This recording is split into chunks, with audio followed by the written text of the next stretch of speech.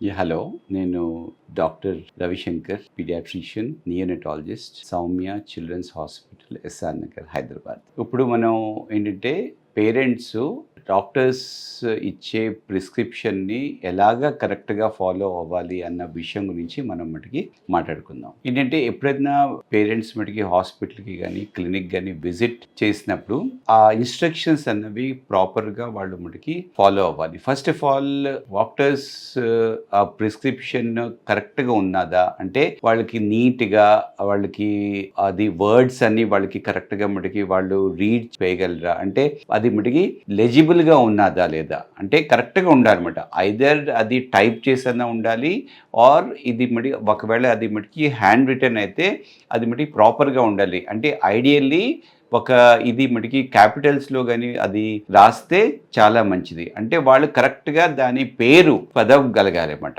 First important. ఇంకోటి ఏంటంటే ఆ కరెక్ట్గా ఇన్స్ట్రక్షన్స్ అన్నవి మటుకి అర్థం చేసుకోవాలి. అంటే ఏ మందు ఎప్పుడు మటుకి వేసుకోవాలి, ఎన్నిసార్లు వేసుకోవాలి, ఏ టైంలో మటుకి వేసుకోవాలి, ఎంత అమౌంట్లో మటుకి వేసుకోవాలి, ఎన్ని డేస్ వేసుకోవాలి, ఎప్పుడు మటుకి ఆపేయాలి, అండ్ మీల్స్కి ముందా ఆఫ్టర్వర్డ్సా, ఇలాంటివన్నీ కూడా ప్రాపర్గా అన్ని ఇన్స్ట్రక్షన్స్ విని అప్పుడే వాళ్ళ దగ్గర నుంచి బయటికి వెళ్ళాలన్నమాట. అంటే పూర్తిగా అర్థం మటుకి చేసుకోకుండా వాళ్ళు బయటికి వెళ్ళకూడదు. అంటే ప్రాపర్గా డాక్టర్ గారు చెప్పిన మెడికేషన్స్ అన్ని వాళ్ళు కరెక్ట్గా విని అప్పుడు బయటికి వెళ్ళాలి. బయటికి వెళ్ళి ఫార్మసీకి కానీ మెడికల్ షాప్ కానీ వెళ్ళినప్పుడు వాళ్ళు ఇచ్చే మటుకి మెడిసిన్స్ ఈ ప్రిస్క్రిప్షన్తో కరెక్ట్గా మటుకి మ్యాచ్ అవుతున్నాయా లేదా అది మనం మటుకి తెలుసుకోవాలి. అంటే కరెక్ట్గా ఇదే సేమ్ వాళ్ళు మార్చిస్తే అది మటుకి ఒప్పుకోకూడదు. కరెక్ట్గా ఏదైతే మందు మటుకి రాసారో అదే మందు మీరు మటుకి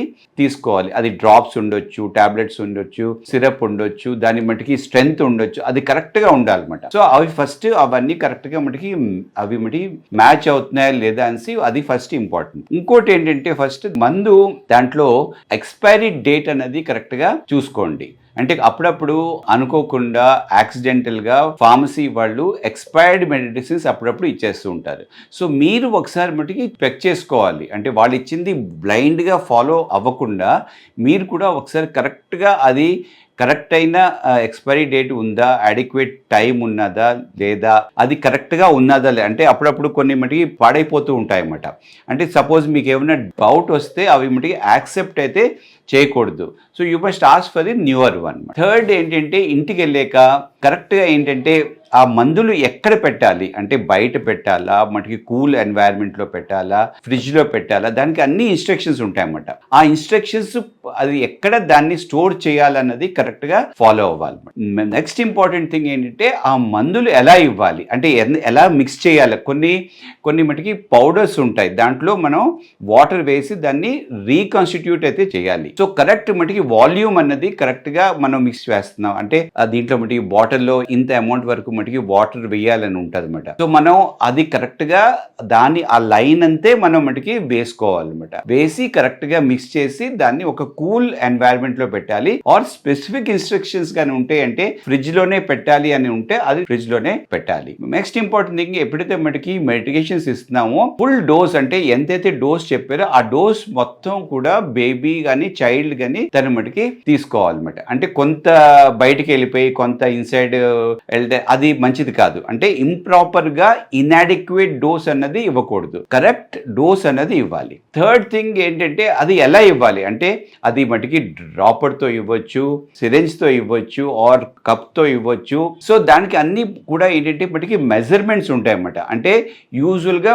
మందులతో పాటు అవి కూడా వస్తాయి అంటే మెజరింగ్ కప్స్, స్పూన్స్ అన్ని వస్తాయి. సో మనం ఇంట్లో వాడే స్పూన్స్ లో మందు వేసి ఇది సుమారుగా 5 ml ఉంటది కదా, 2.5 ml ఉంటది కదా అని అలాగా మనం అనుకొని అలా మటుకి వేయకూడదు. సో అప్పుడప్పుడు అది దానివల్ల ఏమవుతుంది అంటే అది మటుకి రాంగ్ డోస్ వెళ్తుంది అనమాట. సో అందుకనే వాళ్ళు ఇచ్చే మట్టుకి మెజరింగ్ కప్స్ కానీ స్పూన్స్ కానీ డ్రాపర్ కానీ ఏది ఉంటే దాని ప్రకారంగానే అది మటుకి వాడాలి. అండ్ కరెక్ట్ గా ఎన్ని డేస్ వాడాలి అంటే ఇన్స్ట్రక్షన్స్ అన్ని ఉంటాయన్నమాట. అంటే ఎప్పుడు మనం మటుకు ఆపేయాలి, ఎన్ని రోజులు ఇవ్వాలి, ఆర్ మనం SOS మెడికేషన్ లేకపోతే ఒక కోర్స్ బాగా ఇవ్వాలా, ఫాస్టింగ్ లో ఇవ్వాలా, ఇలాంటివన్నీ ఇన్స్ట్రక్షన్స్ అన్నవి ప్రాపర్ గా తెలుసుకొని ప్రాపర్ గా మనం మటుకి ఫాలో అవ్వాలి. మీకు ఎప్పుడన్నా ఆ డ్రగ్ వల్ల పిల్లడికి ఏమైనా రియాక్షన్ వస్తుంది అని డౌట్ వస్తే వెంటనే మటుకి ఆపేసి వెనక్కి వెళ్ళి చెప్పాలన్నమాట. ఇలా ఉంది, దీని వల్లనా లేకపోతే ఇది రియాక్షన్నా కాదా, దీన్ని మనం కంటిన్యూ చేయొచ్చా అంటే మీకు డౌట్ గానే వచ్చింది అంటే డెఫినెట్గా ఆ మందు మటుకి ఆపేయాలన్నమాట. పెద్దగా మటుకి వాంతి అయిపోవడము, or some kind of rash వచ్చేయడము, ఆర్ సమ్ కైండ్ ఆఫ్ వాప్ వచ్చేస్తుంది, ఇట్లాగ ఏమైనా ఉన్నట్లయితే డెఫినెట్గా మటుకి ఆపేయాలన్నమాట. సో ఇలాగా ఇంకోటి ఏంటంటే మందులు అన్నవి పిల్లలకి అందేటట్లు పెట్టకూడదు, ఎప్పుడు కూడా పైన ఎక్కడో మటుకి పెట్టుకోవాలన్నమాట. సో దానివల్ల ఏమవుతుంది అంటే పిల్లలు వాళ్ళు అయితే కొద్దిగా స్వీట్ గా ఉందని వాళ్ళు మటుకి ఫుల్ డోస్ ఒకేసారి మింగేయడం, ఈవెన్ పారాసెటమాల్ కూడా అప్పుడప్పుడు ఎక్కువ డోస్ కానీ తీసుకుంటే it becomes a kind of poison and very very harmful. So అందుకనే ఈ మందులు అన్నవి కూడా పిల్లలకి చేతికి అందినట్లు ఉండకూడదు, వాళ్ళకి మటుకి కనిపించని దగ్గర మటుకి పెట్టుకోవాలి. సో ఇట్లాగా ఇలాంటి కొన్ని మటుకి సేఫ్టీ మెజర్స్ ఇస్తే ప్రిస్క్రైబ్ చేసిన మెడిసిన్స్ పేరెంట్స్ కరెక్ట్ గా ఇచ్చినట్లు ఉంటుంది. కరెక్ట్ గా ఫాలో అయితే అంటే correct medicine, proper dose, proper timing, proper duration, ఇట్లాంటివన్నీ మనం కానీ కరెక్ట్గా కానీ ఫాలో అయితే పిల్లలకి సేఫ్గా ఉంటుంది. మనం అన్నెసెసరీగా ఈ మెడికేషన్ ఎర్రర్స్ వల్ల పిల్లలకి మనం హార్మ్ చేయకుండా ఉంటాము. Thank you.